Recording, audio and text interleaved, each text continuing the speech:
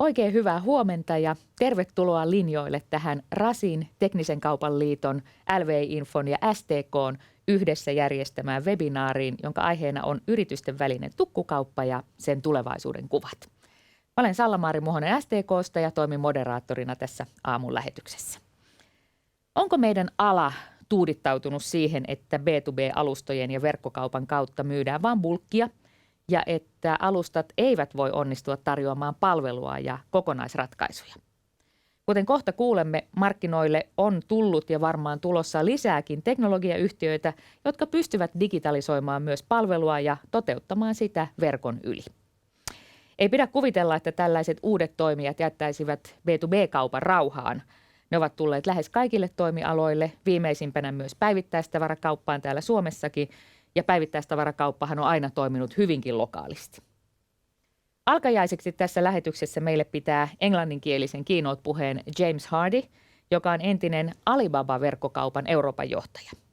Sitten puheenvuoroa ja aihetta kommentoivat omista näkökulmistaan Kaupan liiton pääekonomisti Jaana Kurjenoja ja Schneider Electricin maayhtiön toimitusjohtaja Jani Vahvanen.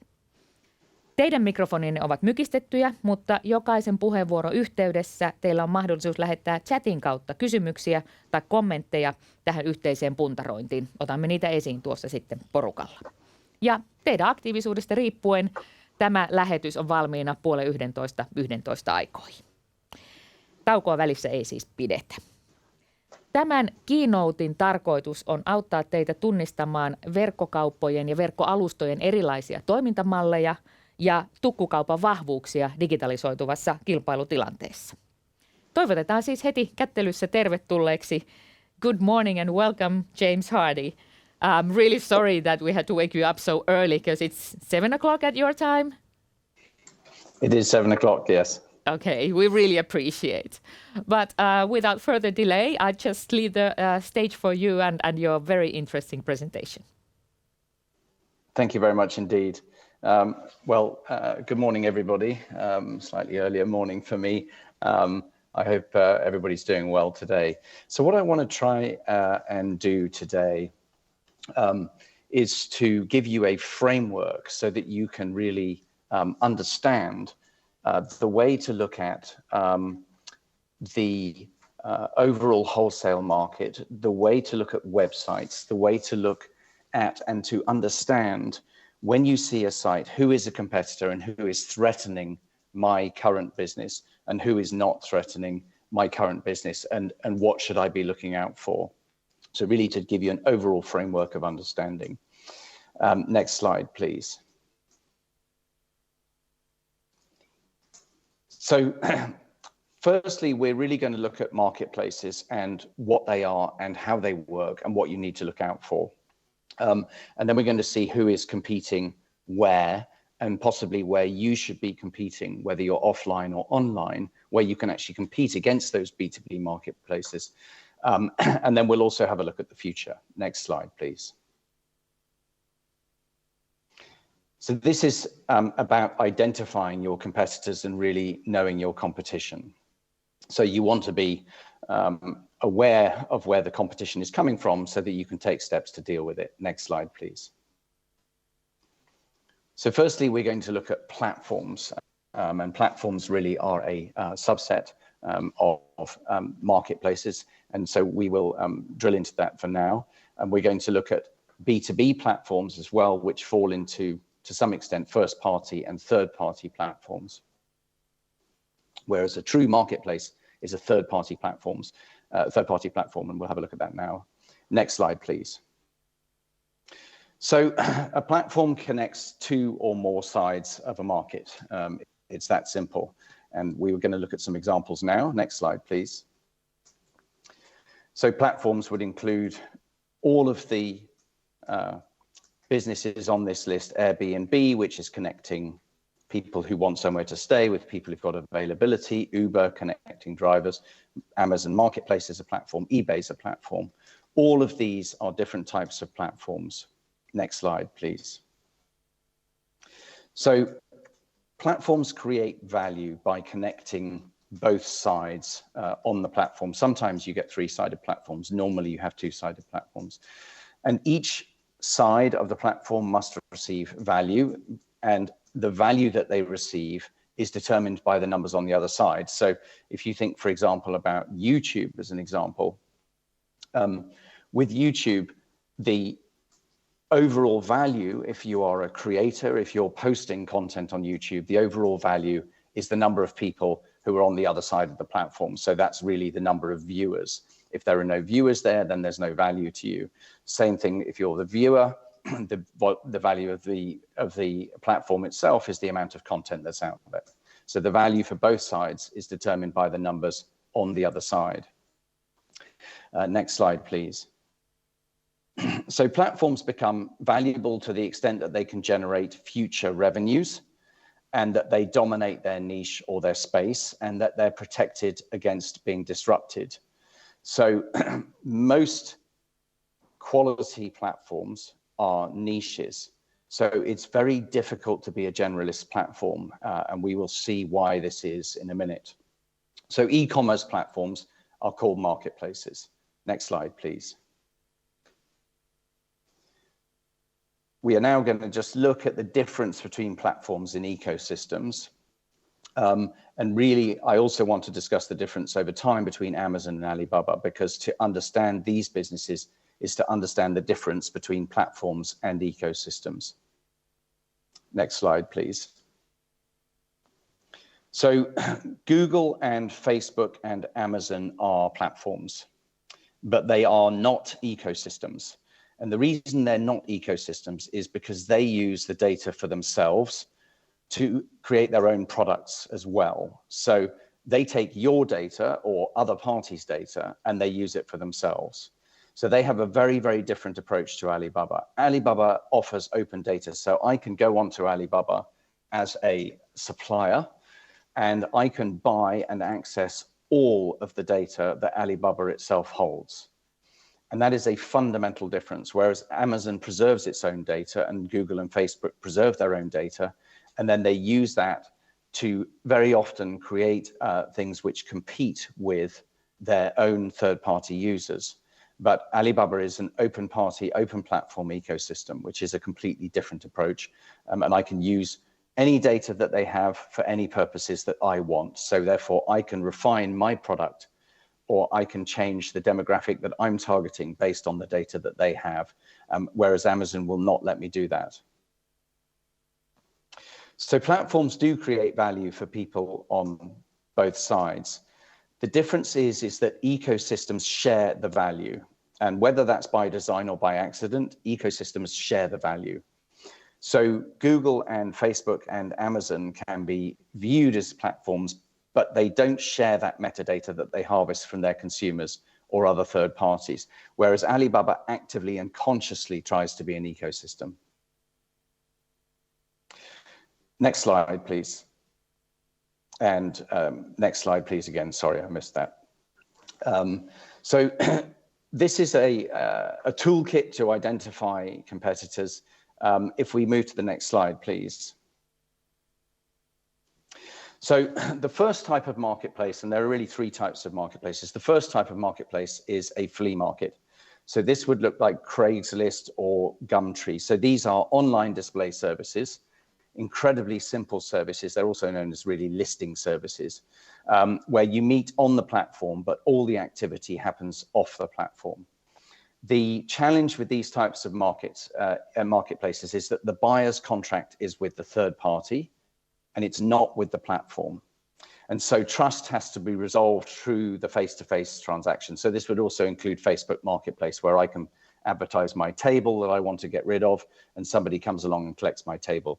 So this is a flea market, or really a display service or a listing service. Next slide, please. The next type of marketplace is a decentralized feedback platform. So this would look more like eBay. In China, this would look like Taobao, which is the world's largest marketplace. They still don't take inventory, generally. They are decentralized, and they build, to some extent, an ecosystem. The buyer's contract is still with the third party. So if I buy something on eBay, eBay doesn't always say that it will protect me. But what protects me is that trust is resolved through ratings and feedback. So I can see whether that seller has a rating of 99% and they've sold 3,000 items, in which case I don't have to worry, or whether they've sold 10 items and they have a rating of 50%, and in which case I need to be concerned. Next slide, please. So the third type of platform, and this is what we will really look at, because these are the types of platforms which have, I think, the greatest relevance to wholesalers, is guarantee platforms. And guarantee platforms on the consumer side and on the B2B side look like Amazon, they look like Tmall, they sometimes hold inventory, they provide a complete end-to-end solution, and the buyer's contract is with the platform. So they provide 100% solution to the trust problem, and we will see how important and how valuable that is in a minute.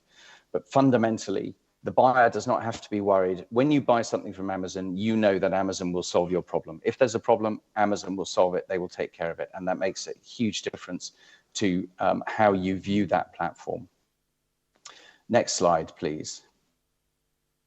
So let's look at how e-commerce marketplaces create value. So marketplaces derive value from network effects, trust, and matching. And these are the three elements which all marketplaces must have in order to succeed. Next slide, please. So the network effect, which you have probably heard of, impacts all marketplaces. They are extremely hard to disrupt. The best example of network effects being hard to disrupt is Taobao in China, which has maintained well over 90% market dominance ever since it rose to prominence, and has been a almost unassailable advantage from the volume of network effects that it has. So one example of network effects is telephones. I have one telephone that has no value, 10 people have a telephone that has some value, everybody has a telephone that has huge value. If you look at eBay in Malta versus in the US, eBay in Malta is not particularly valuable. eBay in the US is extremely valuable. Chomsky, can you? Thank you. eBay in the US is extremely valuable because the network effects are huge.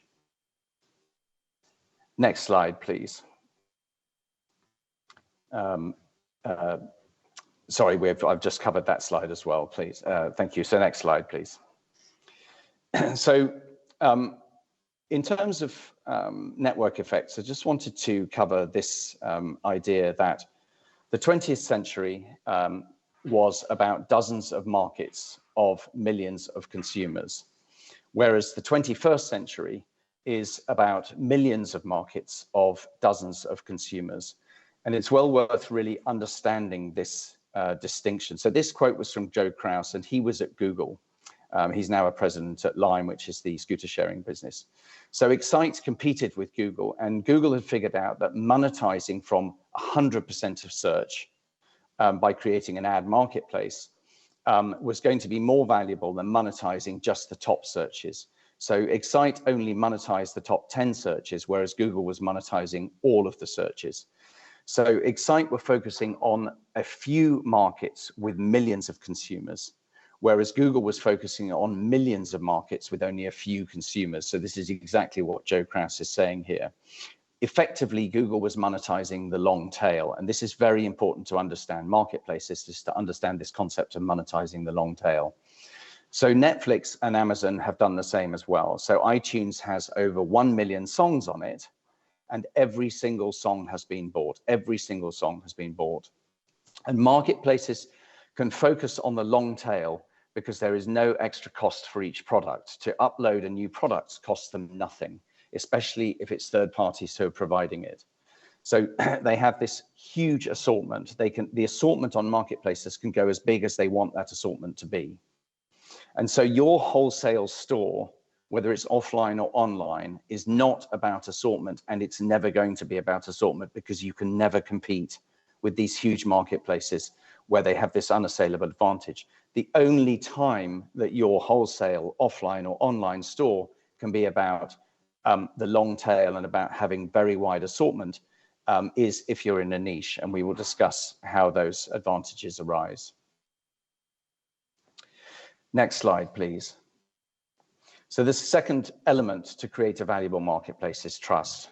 Without trust, no one pays any other party, obviously, and no one allows their data to be shared. So if you go onto any marketplace where you actively know that your data is going to be used in any negative way, then you tend not to favor that marketplace, and you certainly won't pay any other party. And of course, there are many examples where trust was overcome. So when eBay was starting originally, the founders of eBay were absolutely amazed that people were actually trusting people and sending somebody money and somebody would send them back the product. But what they discovered is that actually, and that was to some extent a novelty factor, what they discovered is that as the marketplace got bigger and bigger, trust eroded and deteriorated. The novelty factor had fallen away, and people were either sending money and not receiving it, or they were asking to be sent a product, and then they would say they'd paid, and then in fact they wouldn't pay the money. Next slide, please. So this is about the relationship between trust and network effects. And in fact, network effects are necessary, but not sufficient to preserve market share. However, trust is more important than the network effect. And the classic example of this is eBay against Taobao in Alibaba. So eBay should have won the war with Taobao because they had first mover advantage. So they had, you can see in the top left-hand corner here, they had 75% of the marketplace, and they should have completely dominated that market and got up to 90 or 100% very quickly. But Taobao came along, and Taobao created an escrow system which allowed them to solve the trust problem, and they completely solved the trust problem. And in fact, what that proved, because they, over a period of 4 years, they completely destroyed eBay in China. Even though eBay had originally had such a huge advantage, they'd done a lot to make the site very Chinese. They'd managed to solve a lot of the cultural problems, but they couldn't solve the trust problem. So we need to remember that trust is actually more important than almost anything else. Next slide, please. So Amazon solves the trust problem because the contract is with Amazon, and this is actually from Amazon's wording. And so you know that if you buy something from Amazon as a consumer, and if you buy something from Amazon Business, the B2B platform, that you will be protected on that purchase. Next slide, please. But what's interesting is that although you've already got a guarantee from Amazon, and you've got a contract guarantee from Amazon, Fulfilled by Amazon, FBA as it's known, Fulfilled by Amazon, increases sales by about 30 to 40%. So this is where the product is sitting in a warehouse, in Amazon's warehouse. It's not sitting with a third party. So the product's sitting in Amazon's warehouse. And because I know in my mind the product's sitting in Amazon's warehouse, even though I have a contract guarantee from Amazon, I am 30 to 40% more likely to buy. And that's really this trust premium for knowing that the stock is actually held in Amazon's warehouse. And there's two parts to that. One is it makes the contract even more guaranteed because I know where the stock is in my mind. And secondly, it means that I know that if it's supposed to come quickly, that it will come quickly. So the speed factor I know is guaranteed. It's not that there's a third party who I don't totally trust to deliver the product. I know it's going to arrive. If they say it's going to arrive the next day, it's going to arrive the next day. So we also know that although trust is vitally important, we know that also it's a sliding scale. Next slide, please. The third element that creates value in marketplaces is matching. So all marketplaces are vulnerable in verticals. Specialist sites have much better matching algorithms. And so Etsy took share from eBay, JD.com took share from Tmall, Nelson Jameson, which is a very successful site, wholesale site in the US, focusing in the food vertical, has taken huge share from Amazon. Mature Dating takes share from eHarmony, and diapers.com took share from Amazon. The reason for this is that if you think about eBay search is always a complete mess. You go onto eBay and you're just treated to this huge sort of eruption of everything that could possibly be relevant to the search that you've created. And the same really applies to Amazon now because of all these sponsored ads and everything else. So you never know why you're being served anything. Sometimes Amazon wants you to buy their products. They'll prefer some brand over some other brand. Somebody else is paying to be up the rankings. And so you're seeing essentially a huge amount of different information, but it's not always related to the search that you were looking for. Now, in the consumer world, it's actually okay to have that because people will take the time. However, in the business world, people want to see what they're looking for immediately because time is such a premium. So installers, when they are looking for solar panels, they are not consumers. They are looking for solar panels, and very often they're on the job, or they want to discuss it with somebody, or they want to discuss it with the owner of the house, and they do not have the 1 hour or 1.5 hours to do the research that is often needed on Amazon now to buy the product that you want. And this is a fundamental difference between B2C platforms and B2B platforms, which is that time and therefore the quality of search is incredibly important in B2B platforms, and it's incredibly important in wholesale platforms and also offline and online. So the matching element is really critical. And I just want to talk specifically about diapers.com just to illustrate this point. If we could just move to the next slide, please. So diapers.com, the CEO was a guy called Mark Loray, and they illustrated perfectly that it is cheaper to target a niche audience. It is cheaper to create content. It's easier to get referrals. It's easier to build a reputation, everything if you're in a niche. And they decided that they were going to sell diapers because they felt that Amazon was not really providing the quality of service that they knew could be provided. And so they built an entire supply chain and warehouses near all the big cities because diapers were bulky, and they understood that logistics was the biggest challenge moving diapers around. They're very light and they take a lot of volume. So, sorry, diapers is nappies, that obviously, as we call them in the UK. I'm not sure what they're called in Finland. So they also understood that logistics was dominated by box sizes, and that if you could get exactly the right box size for the product, that you could then erode margins and ensure that effectively you were slightly cheaper and undercutting anybody else who was in this space. And so they had 23 different box sizes, and they had all of their product just on the outside of cities in large, very low cost warehouses, but they were right outside cities. And at the time, they were being wooed by Amazon and they were being wooed by Walmart, and both of them were really trying to buy diapers.com. And Jeff Bezos asked them for a meeting, and they said, well, I'm sorry, we're going to sell to Walmart. And he said, no, you really need to have a meeting with me. So what he did was they flew up to Amazon and they walked into a meeting with him, which was 6 or 7 hours long. And about 1 or 2 minutes after the meeting started, Amazon had a very, very aggressive sale on diapers on the site, a whole series of initiatives. And none of the executives that were back at diapers.com were able to reach the owners of diapers.com. They couldn't reach Mark Loray, who was stuck in a meeting with Jeff Bezos. And obviously, Amazon had deliberately timed this huge initiative that they were building on their website. They had deliberately timed this so that it would be impossible for Mark Loray and any of the other executives from diapers.com to respond in any way. And so during the meeting, Jeff Bezos was pointing out, if you do not sell to me, he said, I will absolutely destroy your business model. And in the run up to that meeting, he had been undercutting or trying to undercut diapers.com. And Mark Loray had estimated that Amazon was losing $100 million a month in their attempt to drive diapers.com out of business.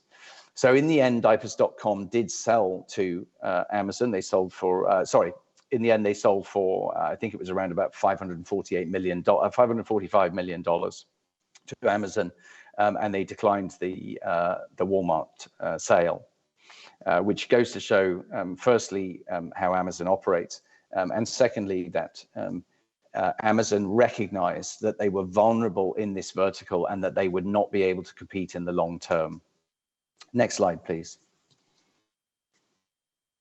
So I want to just look at how marketplaces capture value, because this gives you insight and gives you a heads up as to what is going on in your world and where you're going to see some problems, or not problems. It allows you to identify a marketplace that looks as though it might be starting to compete with you, and that then allows you to take action or to be thinking about what you should be doing. Next slide, please. So marketplaces try to own the transaction, because if they own the transaction, and that means it goes through their checkout, it goes into their basket and it goes through their checkout, then they can take commission on every sale. So the biggest challenge in online B2B marketplaces is owning the transaction, and you can only own the transaction if you offer product listings and a checkout, and we'll see why this is the case. And these are the marketplaces which usually compete with wholesalers because it looks like a consumer sale. Next slide, please. So almost all B2B transaction marketplaces go through this journey, and a classic transaction marketplace, by the way, is Amazon Business. So I can go on to Amazon Business and I can buy something and I can check out on the site and I receive it. Whereas I can go on to, let's say, Alibaba.com, which you've probably been onto, and I can't check out on Alibaba.com. All I can do is to meet a supplier. So B2B transaction marketplaces go through this journey generally, where they will start by selling third-party products. This gives them very powerful network effects because they have huge amounts of suppliers on one side and huge amounts of consumers on the other side. Reasonable margin. It's an ecosystem because they're not trying to compete with their own suppliers, which Amazon does, and they don't have to hold any stock. And so therefore it's infinitely scalable. They just need computer servers and then it can keep scaling. They then decide that they want better margin, and almost all of them do this because they see, oh, actually I could buy products very cheap and I could sell it first party myself. And so this is what Tmall.com did in China, and you see this happening very often. And of course, you also see it with Amazon now, which is really split about 50-50 between first party sales and third party sales, where they own the product that they're selling. You have lesser network effects, but to some extent they don't care because their margin increases. And then eventually they decide, actually, I don't want to buy a product from somebody else and then resell it. I actually want to own the brand. So they either own the brand or they're building their own brands. So again, you see that Amazon has done this very well because it's got the best margin, and Amazon everywhere is selling their own brand, and Amazon Business is and will be on an ongoing basis building up Amazon Business own brand for sure, 100% coming. Next slide, please. The alternative model to the transaction model is getting fees from suppliers. And so this is the Alibaba.com model, where the suppliers are listed and the suppliers pay the listing fees, and they also pay to show high in the search rankings. So buyers almost always join for free. And this is much less scalable and it's much less valuable because the challenge is you have to have a huge sales force to be constantly trying to get money from the suppliers to fund your business. And these are really what would classically be called sourcing marketplaces. Next slide, please. The trouble with sourcing marketplaces is that the business model, all of the money comes from the suppliers. And consequently, no matter how hard all of these sourcing marketplaces try, the revenue always comes from the suppliers, and therefore they don't care about the buyer experience. So they try to care about the buyer, but ultimately all of the money, 100% of their revenues, comes from the suppliers. And so therefore the buyers are really just a statistic that they can show the suppliers when they're trying to sell to the suppliers. They're not actually part of what creates the value from their point of view. And that then leads to a buyer trust issue because every sourcing marketplace provides poor buyer service. People constantly have problems as buyers. Next slide, please. So almost all sourcing marketplaces, B2B sourcing marketplaces, go through this journey where They are a third-party meeting place, which looks like Alibaba.com, a whole bunch of suppliers on one side, and then you have a whole bunch of consumers on the or potential buyers on the other side. And the model is the seller's fee model. They then try and think, well, how can we also create some more value here? And then they add a bunch of buyer services. So they will add escrow services where the money's held in escrow, which improves trust. And they can usually charge 3 to 5% for that. They add inspection services. So before I go ahead with buying the second half of the 100,000 units, somebody goes and inspects for me that they've built the units properly. They add logistics fees. And so they add all these different services. And then what they try and do is move to product listings. And as soon as they move to product listings, then they are trying to own the transaction. And we'll look at the difference between product listings and supplier listings. But once they're trying to own the transaction, then effectively they're trying to be Amazon business. They're trying to compete with you as wholesalers, where somebody can just go online, buy the product, check out, and then receive the product. So product listings is the first stage, and then the final stage is that they actually can have a full checkout.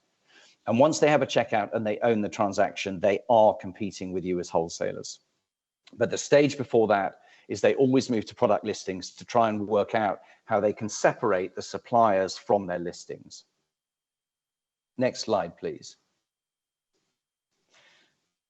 So this is the idea that everybody has to compete somewhere, and this includes yourselves as wholesalers. Next slide, please. And just to illustrate this idea, these are the areas where these different parties compete. Now, this is really looking at consumer. We will move on to business in a minute. But most businesses compete in 2 areas. Sometimes they compete in 3. Generalist businesses find it very, very hard to compete in more than 2 areas. Amazon is unusual. It competes in 3 areas. It competes on this very wide assortment, this very wide range and price and convenience. Alibaba Tmall only competed on trust when it was building because trust was so low in the Chinese environment. So niche businesses can compete in more areas because they own the niche. And there are always 2 types of niches. There's a product niche or there's a vertical niche. And we'll see in the B2B space that vertical niches are very valuable because it does allow you to have a wide assortment and it does allow you certain advantages, particularly online. So generalists can compete, but they have to be extremely clear about the areas that they're competing on. Next slide, please. So Amazon business is product-led. You can get high volumes on Amazon business. They offer full logistics. It has a full checkout. It has a quality feedback mechanism, and it has buyer protection. So the buyer is completely protected. And they are selling third-party and first-party. So third-party, i.e. external people who are nothing to do with Amazon. They're selling first-party, which is their own stock that they own, that they purchased from somebody. And then they're selling their own brands where they've actually branded them with the Amazon brand. Next slide, please.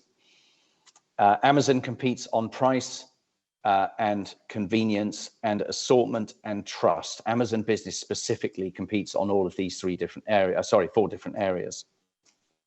And they focus very heavily on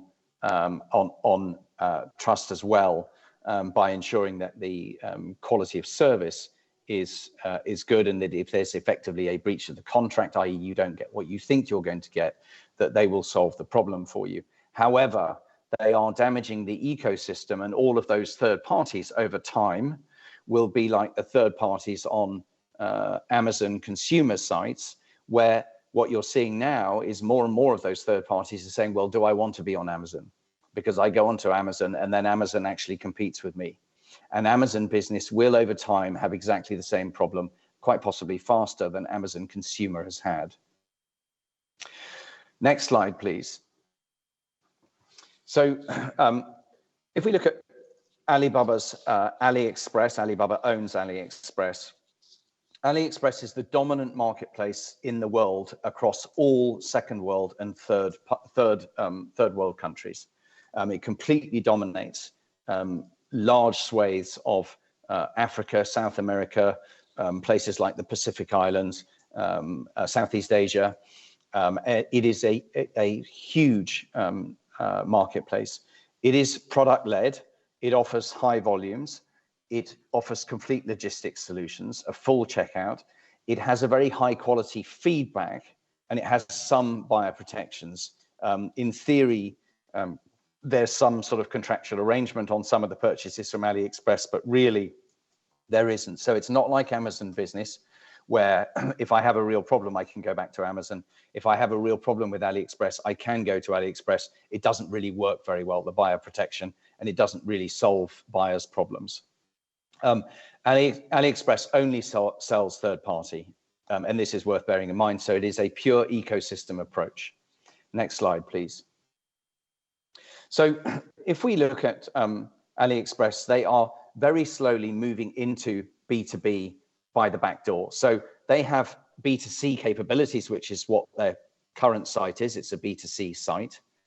However, Alibaba is on record as saying that they would like, under their logistics system, to be able to deliver anywhere in China within 24 hours, which they have pretty much achieved already. And they want to be able to deliver to Europe in 2 days. And once Alibaba sets its mind to do something, they can usually achieve it. So they are looking at 2 days into Europe of any product that you can buy off AliExpress. And we'll see that they are moving into B2B. And they are competing on price and on assortment primarily. You can see almost anything on there that you could dream of. It's not very well curated. It's hard to find, but you can find anything on there. And the prices are unbelievably low. What's interesting is that the suppliers on AliExpress are exactly the same as the Alibaba.com B2B suppliers. They are the same suppliers. So those suppliers under the Alibaba ecosystem, they can have listings on Alibaba.com, which is the B2B platform, and they can also have listings on AliExpress, which is the B2C platform at the moment. Next slide, please. So this is WLW, Wer liefert was, which is a German supplier-led sourcing platform. So this looks like Alibaba.com because it's third-party only, and they are offering essentially a way to source providers or suppliers. However, they are trying to move towards product listings because that's what all B2B marketplaces do. In the first stage, they go product listing and then they go to checkout. And once they get to checkout, they are competing with you. But the first stage, when they're offering just suppliers, they're not competing directly with you. Next slide, please. So they're trying to move towards product listings. They still do not have a checkout function. They probably have the best quality supplier or large supplier base, I should say, worldwide. A huge number of the German Mittelstand suppliers are on WLW. They receive fees from the suppliers, so it's a classic Alibaba.com model.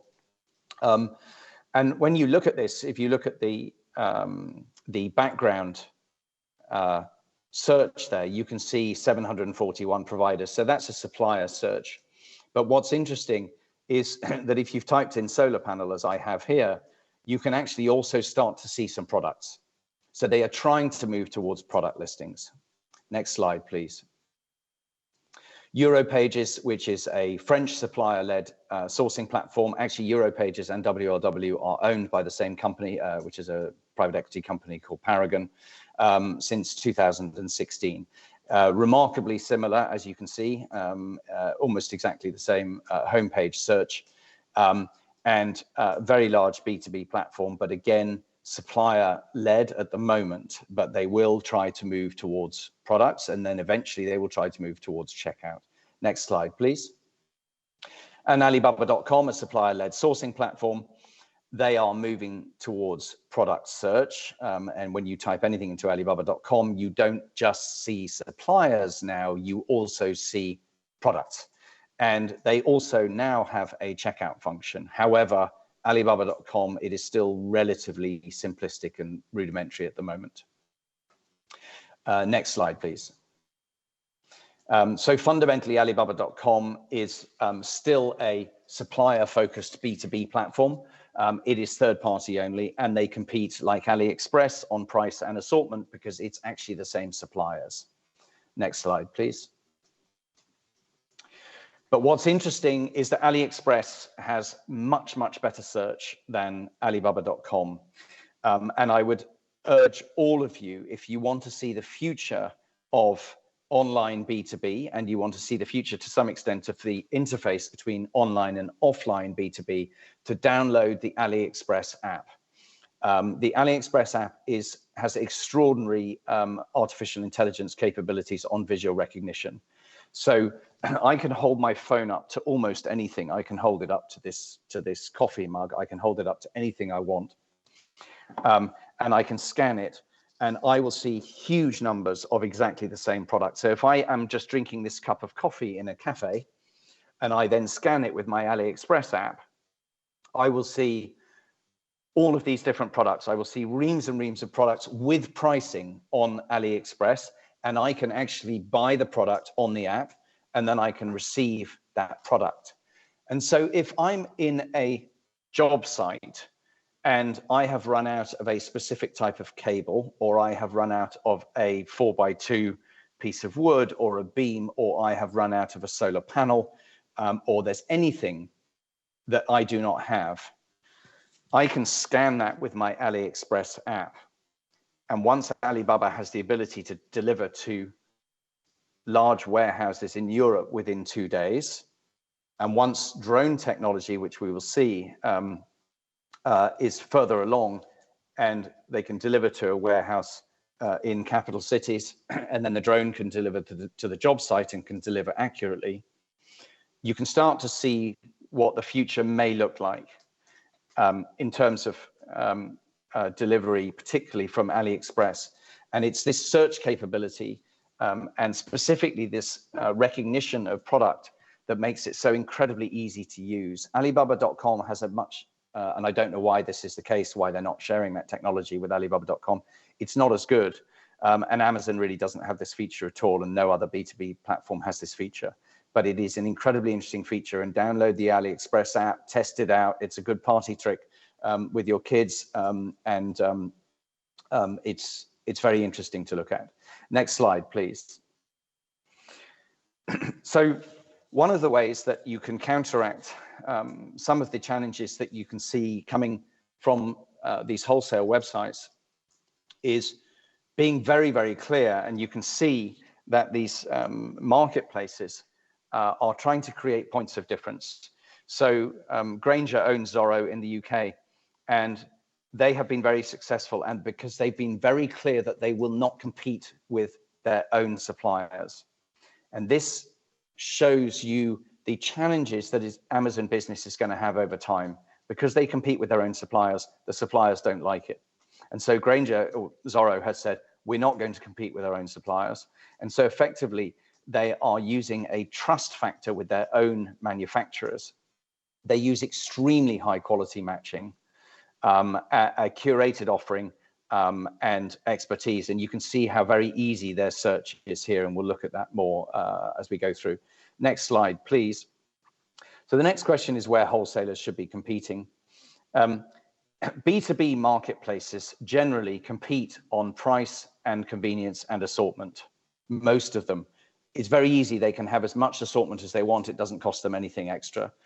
They can compete on convenience because they're buying such large volumes of logistics that they can compete on the logistics and the delivery, and they can compete on the price just because it's built into the business model.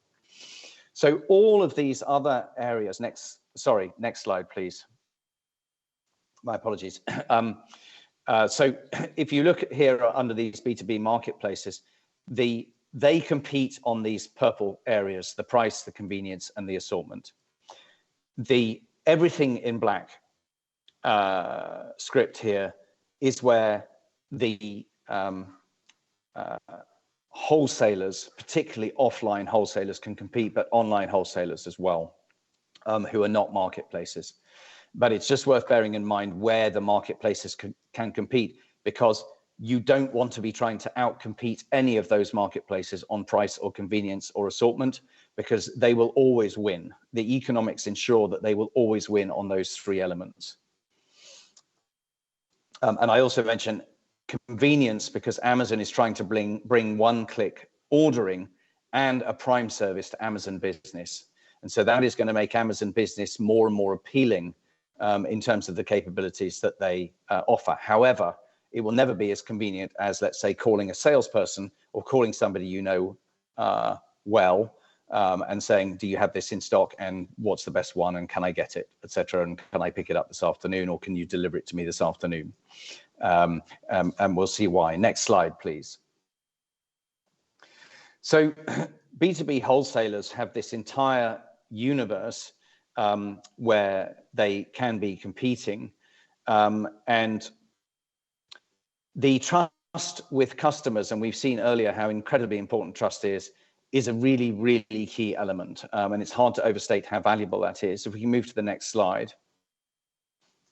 If we look specifically at the online advantages that B2B wholesalers have, it is around these elements of trust with the manufacturers, because in fact the manufacturers don't like Amazon because they know that Amazon may well compete with them through its own branding. And so B2B wholesalers actually have significant advantages with the manufacturers. The manufacturers have to deal with Amazon, but they don't like dealing with Amazon. It's trust with customers. In your case, the installers, the 1 to 2 man installers or some of the larger installers. Time finding product, and time finding product is absolutely critical. And we've discussed this earlier, that time doesn't matter to consumers. So the quality of your search or the ability to find what you want quickly doesn't really matter to consumers because they do it in the evening, they do it when they have time. It very much matters to installers where time is money. So time finding the product is critical, and this speaks to curation and to make it incredibly easy, whether you're online or offline, to make it incredibly easy for your installers to be able to find their product and be able to find their product first. And then it's services and curation. So essentially, I want to be looking at, what's the cheapest solar panels? What are the most durable solar panels? What are the highest rating solar panels, etc. So high quality curation. And then you have expertise where you can offer them experience, service and customer experience and specialisms, etc. in education. Next slide, please. So if we go to the, next slide, please. Again, we've covered that one. It's fundamentally the same. So the offline advantages that B2B wholesalers have is almost all of these different areas. And again, you can't compete on price or convenience and assortment. And it's also worth noting that if you're offline, having a small stock of key products is incredibly valuable because the installer knows you have it, and that can always arrive faster. Quite often they can pick it up faster than any online site can deliver it. Education and expertise are very similar. Ultimately, you can position yourself as a specialist in certain areas. You can hold workshops and trainings, and these things can generate huge loyalty. Next slide, please. So if we just look at this idea of where you may be a generalist now, but you have potential to become a vertical specialist. Nelson Jameson, very successful US online wholesaler. They focus in the food sector. If you recall, all marketplaces are extremely vulnerable in verticals. Nelson Jameson competes as a specialist in one vertical, which is food, and they have specialist expertise. They have very high trust, fantastic matching, extremely good search, so they match the product to the buyer, and very good customer experience. And consequently, they have taken significant market share from Amazon. Next slide, please.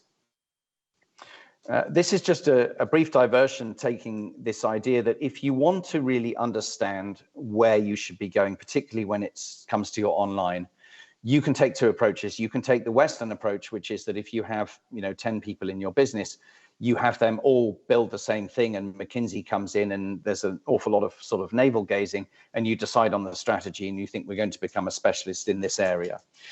Or you can take more of an Alibaba and an Eastern approach, which is saying we've got 10 people, actually we'll have 5 teams of 2, and each of them will build a very simplistic site or put something out to the market in a very simplistic way. So we will put something, a new tab on our site, which focuses in a specific area. We will then test, and they test against the data.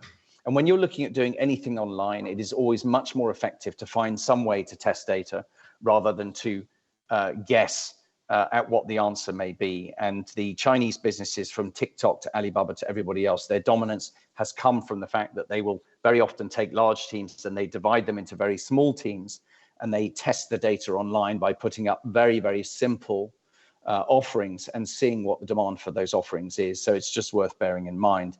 Next slide, please. So it's worth noting that because time is so important in the B2B space, superior matching is even more of an advantage in B2B than in B2C.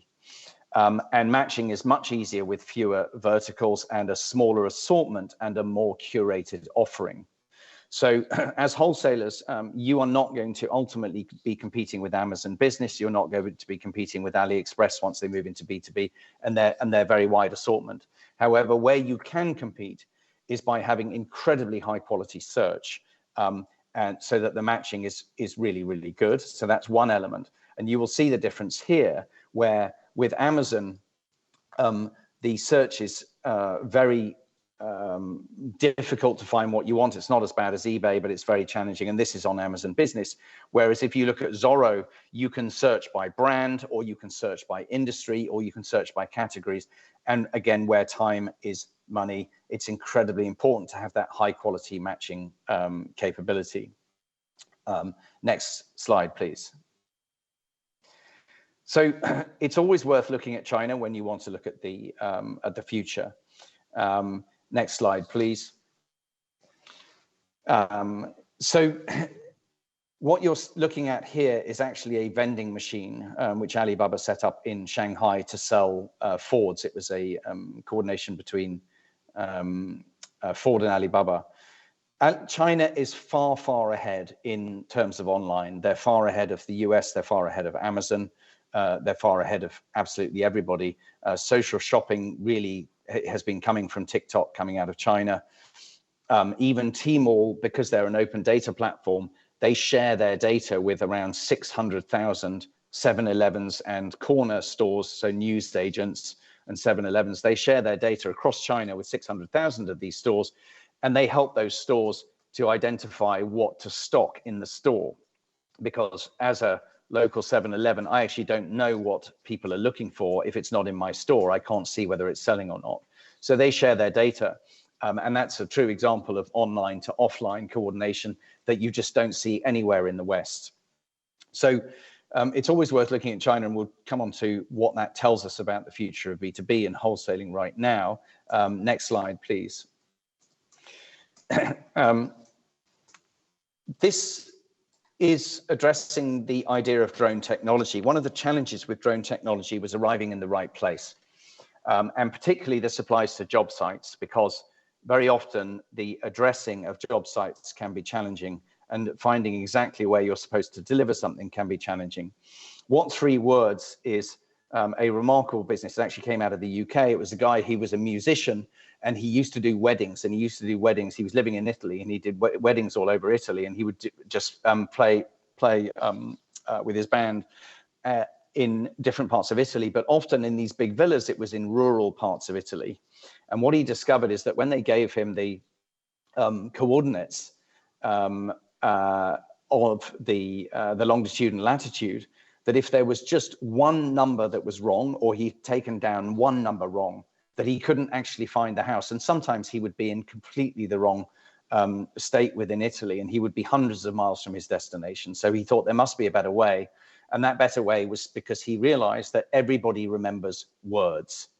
And so he divided the world into 3 meter squares, so 3 meters by 3 meters, so it's actually a 9 meter square. Every single 3 meter square has a different set of 3 words. And it's now been translated into about 30 different languages. So you can download What 3 Words, and you can find the What 3 Words of your house or any address you want. And more people are starting to use it. And Alibaba was very, very early to realize that this was advantageous. And about 6 or 7 years ago, they made a significant investment into What 3 Words. And so any location, this is a location in Barcelona, and it's called Tumble-Tooth Grain. In Spanish, it would be something else. And it's very difficult to get the coordinates wrong, because you would have to get an entire word wrong. Next slide, please. And again, the following slide. And if we can move to the next slide as well, please. So very quickly, just looking at the difference between Alibaba and Amazon. Alibaba here is on the left, 650 million users. 80% of all online Chinese retail is owned by Alibaba, and it has the first and second largest sites in China, full stop. Huge market dominance. Amazon has around 300 million users. It's 47% of online US retail, and it is the third largest site in the US, because obviously the US also has Google. Amazon revenues are much higher because the US is wealthier per head, and also because Amazon started 5 years earlier in 1994. Their profits are not dissimilar, but the Amazon growth rate is much lower. And I would argue that Alibaba over time will take over Amazon, and all of the data would indicate that is the same. Next slide, please. What's interesting is if you look at their vision statements, Alibaba is focused on the entire ecosystem, making it easy to do business anywhere. So that's all of the parties in the ecosystem. Amazon is only focused on customers. They're not interested and not focused on suppliers. And you can see this in their vision statement. And if you look at the next slide, please. You can also see it in their mission statement, where Alibaba is looking to be a good company that will last for 102 years, whereas Amazon, again, is focused on customers. And again, it's selection, which is assortment, convenience, and price. It's actually written into the mission statement. And so that is what they will always focus on. And it's the same for Amazon Business. And it's why you really will not be able to compete in any of these areas, whether online or offline, over the long term, because Amazon and, frankly, Alibaba, for the same reason, will be able to outcompete you on all of those elements. Next slide, please. And you can even see this idea in their investment strategies, where the blue here is Amazon, and Amazon does acquisitions. They like to own everything they touch, whereas Alibaba has an ecosystem approach. The orange is Alibaba, and almost all of what they do is through investment. And so it's a completely different way of doing it. Alibaba is looking to learn. Amazon is looking to own. And so they have a very different approach overall. Next slide, please. And you can see this even in the goals of the founders, and it's almost in the psychology of the founders. You know, Jeff Bezos is a very type A, sort of thrusting, going to the moon, you know, enormous rocket, the symbol of dominance. And Jack Ma, he retired as chairman of Alibaba on Teachers' Day in China, because originally he was a teacher. And now he's focused on improving education in rural areas. And he only owns 6% of Alibaba now. So again, a very ecosystem-based approach. Next slide, please. So the question is who will win between platforms and ecosystems, because that really determines who will win between Amazon and Amazon Business versus AliExpress, or essentially the business version of AliExpress, which is coming. And it will be coming to everywhere in Europe, albeit with maybe a 1 or 2 day delay on products, but it will be coming, and it will be coming fast. And we can see that they have the logistics capability into Europe. And they've already proven that in China, they can make that happen. The drones have the ability to deliver product anywhere, and they can deliver it fast. You can find the product using the app. So if you want more of the same product, you can find it. So you can see the direction of travel and what is coming. Next slide, please. My view is that ecosystems will win. They are faster to scale. They are a friend, effectively, from a supplier point of view and a manufacturer point of view, not an enemy. It's a more sustainable approach overall, because it's more scalable. It's really server-based rather than server and logistics-based, but it doesn't require owning an entire manufacturing or branding architecture yourself. It's certainly much faster to scale. It has lower costs, and public policy does not like dominant players who only benefit themselves. So note that the US government is constantly looking at Facebook and Google. They're also currently looking at Amazon, as we know, for antitrust and everything else. Whereas Alibaba is not viewed as a malign influence in China, and one of the reasons is because of this ecosystem approach.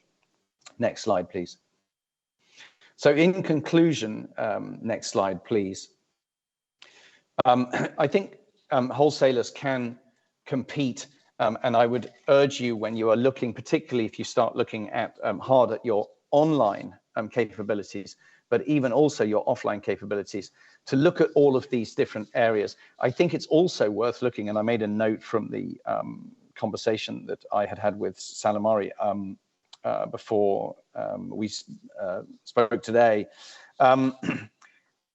The areas that I haven't listed here where I think wholesalers can also clearly compete, and the marketplaces, whether they are a marketplace or an ecosystem, whether it's Amazon Business or whether it's AliExpress, they will find hard to compete, is around warranties, it's around technical standards, and I also think it's around payment terms, because I understand that a lot of your businesses offer payment terms to installers, and I suspect that's incredibly valuable.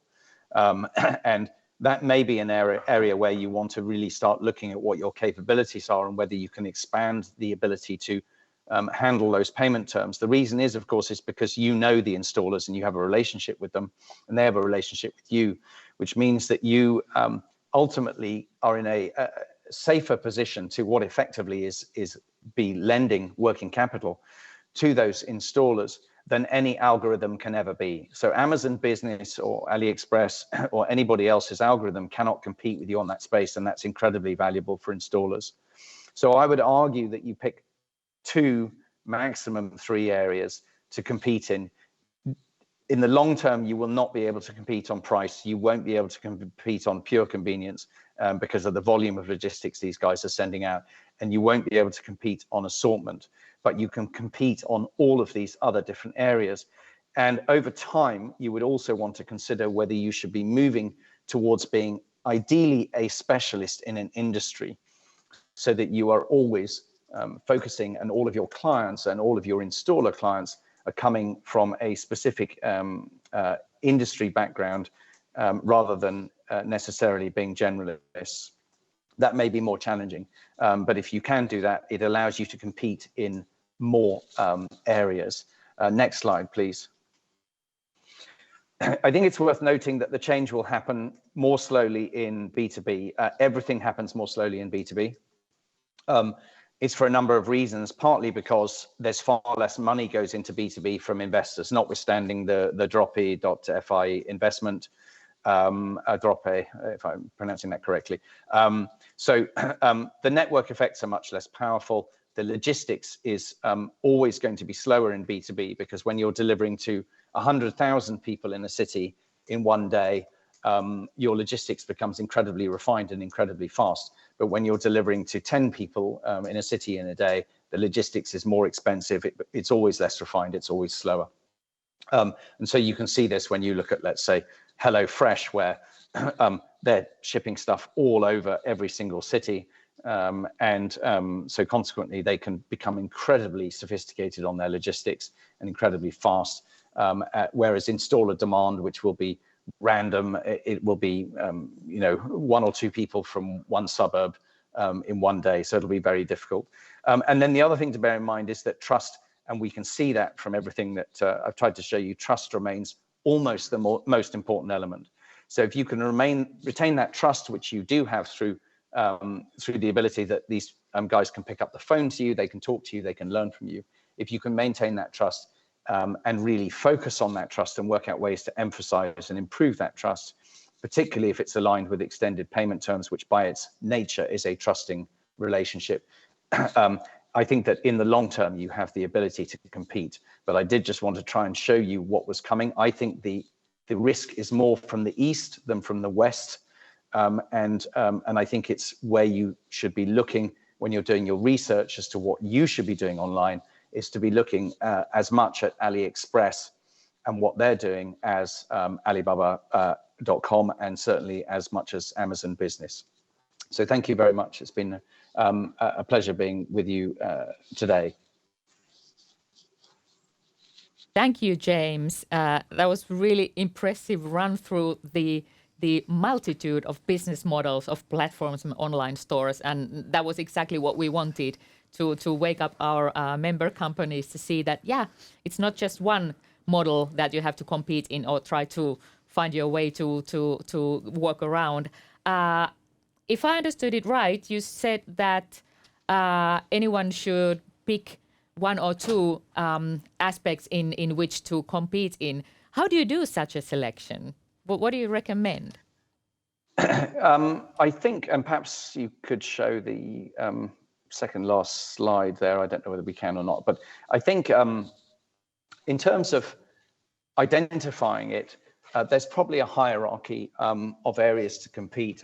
I would actually argue that it's almost certainly the case that payment terms is probably the single greatest area you can compete in, because hypothetically, if you could offer your installer 6-month payment terms, you would probably find yourself incredibly popular with every single installer. Correct me if I'm wrong, but I suspect that's the case. So I think you can see a hierarchy of areas where you can compete, which is what can I do? Can I go and talk to my bankers and my financing and people who fund my business and see whether actually I can build this into my business model. I think the other element is trust. And so it's ensuring that you have personal relationships with those installers. Now, whether that means you have to have more salespeople in your stores, or whether it means that the way that you engage with those installers is a more personal way, I think is open to you. But there's no question that trust is a very, very hard commodity for pure online to compete with. And it's also a very difficult commodity for particularly the really, really big marketplaces and wholesalers to compete with. And we can see from all of the evidence and all of the data and eBay versus Taobao and everything else, how very important trust is. And people will materially pay more if they 100% trust versus paying less where the trust element is very low. I think the other thing is the ability to find what you're looking for very quickly. So that's a combination of expertise. Can I get on the phone and speak to somebody and they can tell me, actually, I'm looking for the most durable solar panel. Can I get a quick answer to that? I think that's really, really critical. And so that really comes to when you're building your online capability, that you want to make sure that you may not have the widest assortment. You almost certainly won't have the lowest price assortment when it comes to comparing to Amazon and Tmall and Alibaba.com, etc. But you want to make sure that you look a lot more like Zorro, where it's incredibly easy to find what you're looking for. Because again, time is money. If I can just go onto the site and find what I'm looking for. So I think probably those three would be where I would be looking to start, which is around payment terms, which is not really an e-commerce element, but there's no question it has an immense impact on your ability to trade with installers. I would be looking at trust and ways to enhance that level of trust.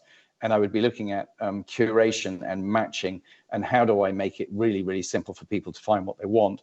And then, of course, compete in all of the areas that the online marketplaces can't compete in. They can't really compete on the warranties because, yes, they say that they will honor the warranties. Will they really? I think there's a trust concern there.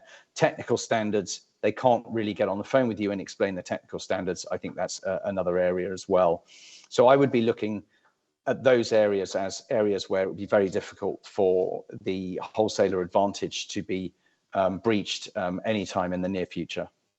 Thank you, James, for that recipe. It's also very comforting for our member companies to see that, yeah, there are different business models and the difficulty to find out which one is the right one. But it's also comforting to know that, yes, we can still cope in this business. Thank you so much for being with us in the very early hour. And we will go on with our program in Finnish. So you are excused at the moment, and we're so grateful of having you. Thank you very much indeed. And apologies, I slightly ran over time there as well. It was great to meet you all. Yeah, thank you. Tosiaan, jos tästä jotakin välittyy meille suomeksi on se, että me ei olla hävitty tätä peliä. On itse asiassa aika paljonkin, mitä voimme tehdä, mutta nyt on varmaan aika miettiä, mitä tapahtuu ja valita se oikea tapa toimia. Ja siirrytään sitten suomalaisiin tietoihin tästä. Meille tulee puhumaan Kaupan liiton pääekonomisti Jaana Kurjenoja. tiivis setti tutkimustietoa siitä, mikä on B2B-verkkokaupan tila Suomessa nyt ja ehkä vähän kannunvalantaa siitä, että mitä ovat todennäköiset kehityskulut ja mikä on se reagointiaika meillä Suomessa. Jaana, ole hyvä. Kiitos Salla-Maari. Todellakin siitähän ei paljon tutkimustietoa ja dataa ole, että mikä tämä B2B-verkkokauppa tai B2B-markkinapaikat tällä hetkellä Suomessa on. Mutta kun katsotaan joihinkin meidän eurooppalaisiin kilpailijamaihin, jotka ovat edelläkävijöitä niin siellä kuluttajaverkkokaupassa kuin tässä yrityspuolellakin, niin me nähdään tietysti myöskin vähän sitä meidän omaa tulevaisuutta. Mä julkaisin tuossa maaliskuun lopussa tällaisen suuren verkkokauppatutkimuksen, jossa oli myöskin pieni osuus tästä B2B-verkkokaupasta ja B2B-markkinapaikoista. Ja mä puhun nyt joistakin huomioista, mitä näiden pohjalta löysin. Tämä B2B-verkkokauppa on tietenkin kasvanut valtavan nopeasti ja varsinkin tämän pandemian aikana. Arvioidaan, että tällä hetkellä B2B-verkkokauppa ja nimenomaan kun puhutaan nyt tavaroista ja tuotteista, että ei puhuta palveluista ja alustateknologioista, että nimenomaan tämä tuotteiden ja tavaroiden B2B-verkkokauppa maailmassa ylittää jo 15 triljoonan US-dollarin arvon. Ja 3 vuoden kuluttua se olisi yli kaksinkertaistunut yli 35 triljoonaksi US-dollariksi. Suuri osa tästä kasvusta tulee Aasiasta. Niin kuin tuossa äskenkin jo kuultiin montakin kertaa, Aasia on B2B-verkkokaupan markkinajohtaja. 80% B2B-verkkokaupasta on Aasiassa. Nämä suuret maat, Kiina, Intia, Japani ja niiden suuret B2B-markkinapaikat, Alibaba, Rakuten, IndiaMart, ne on tietysti itsestäänselviä, mutta entistä enemmän siellä tulee kasvua vähän pienemmistä maista. Malesia, Singapore, Vietnam, Indonesia ja pienemmistä markkinapaikoista ja pienemmistä verkkokaupoista. Nimenomaan näistä vertikaalisista, enemmän tällaisiin rajattuihin tuoteryhmiin keskittyvistä markkinapaikoista ja verkkokaupoista. Sieltä tulee se kovin kasvu tällä hetkellä. No kun tämä Aasia on sellainen 80% koko B2B-verkkokaupasta, niin Eurooppa on noin 6%. Yksi syy siihen, miksi me ollaan ehkä vähän niin kuin jälkeenjääneitä tässä B2B-verkkokaupassa, johtuu tietysti siitä, että Aasiassa valmistetaan niin paljon ja valmistajat pandemian aikana erittäin voimakkaasti digitalisoitui ja se myynti digitalisoitui. Mutta yksi syy kyllä on siinä, että meillä Euroopassa ja varsinkin Itä- ja Etelä-Euroopassa ollaan vähän konservatiivisia tämän B2B-kaupan suhteen. Meillä ei ole ajateltu niin paljon, ja varsinkin siellä Itä- ja Etelä-Euroopassa ei olla ajateltu niin paljon, että miten luoda myöskin B2B-puolelle ostajaystävällistä digitaalista ostopolkua ja mahdollisuutta. No, meillä edelläkävijöitä on ihan tässä lähellä esimerkiksi Ruotsi. Ei Suomessakaan, jos vertaa tuohon Itä- tai Etelä-Eurooppaan, niin kasvunäkymät ihan huonot ole, mutta meillä B2B-verkkokaupan tämä tavaramyynti on pikkusen alle puolet siitä, mitä se on Ruotsissa. Ja vaikka meillä ennustetaan, että tämä B2B-verkkokaupan kasvu olisi 2019-2024 yli 70%, joka on siis huimaa kasvua, niin se on silti hiljaisempaa kuin Ruotsissa. Eli ero Ruotsiin kasvaa. Eli me voidaan niin kuin vähän katsoa, että mitä Ruotsissa tehdään ja niin kuin me ollaan katsottu siellä kuluttajapuolellakin ja sillä tavalla saada vähän sitä näkymää siihen, että mikä se meidän tulevaisuus on. No jos katsotaan, että mitä kun nämä B2B-verkkokauppaa harjoittavat ruotsalaisyritykset, että miten ne myy tällä hetkellä ja mitkä niiden myyntiaikomukset on ihan lyhyellä tähtäimellä, niin yli 80% näistä verkkokauppayrityksistä ei vielä myy alustoilla. Ei myy eikä aio myydä. 13% vain myy markkinapaikoilla tai aikoo myydä. Eli tämä markkinapaikkojen tällainen hyväksikäyttö on vielä aika vähäistä myös siellä Ruotsissa, joka on jo selvästi edistyneempää kuin Suomessa. Entistä enemmän myydään nimenomaan tällaisiin yksittäisiin tuoteryhmiin keskittyvillä markkinapaikoilla. Auton varaosat tai kuljetusvälineiden varaosat on yksi erittäin hyvä esimerkki. Euroopassa on paljon erilaisia markkinapaikkoja, jotka myy nimenomaan sitten tiettyjä brändejä tai moniakin brändejä. Ja tämä on tietysti se peli, missä mä sanoisin, että me ei olla niin kuin millään tavalla menetetty tätä esimerkiksi jollekin Amazon-bisnekselle. Jos katsotaan vaikka Amazon-bisnestä tai varsinkin sitä Amazon-kuluttajapuolta, niin Amazonhan on aika surkea verkkokauppa. Sieltähän ei niin kuin helpolla löydä mitään eikä helpolla löydä laatua. Mutta katsotaan kuitenkin, siitäkin huolimatta, että mä tässä nyt kritisoin Amazon-bisnestä ja Amazon-kuluttajapuolta, niin katsotaan kuitenkin toista tällaista eurooppalaista edelläkävijää, eli Iso-Britanniaa. Että miten Iso-Britanniassa B2B-ostajat käyttää tässä ostoprosessissaan Amazonin alustoja.